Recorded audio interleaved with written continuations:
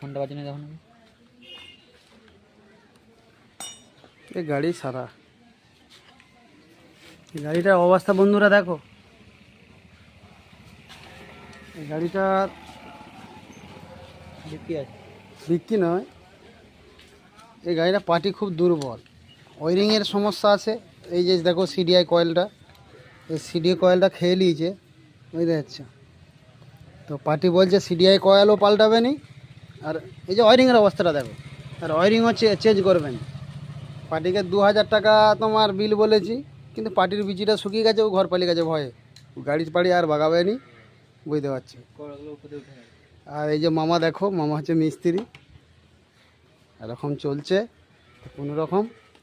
তাহলে এই গাড়িটা কি বাগাবো না কাটায় তুলে দেবো? এই দেখো এই যে গাড়ি মালিক, কিন্তু এই গাড়িটাও তো বাগাবে নি, যা বিল হবে মোটামুটি অত বিচি শুকনো হয়ে যাবে।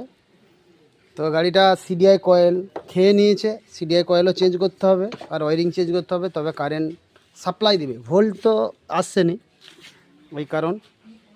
তো মোটামুটি 2000-2500 টাকার মতো খরচা হবে। তো বিল শুনে পার্টির বিচি শুকিয়ে গেছে, ও বাগাবো বলে আমার মনে হয়নি।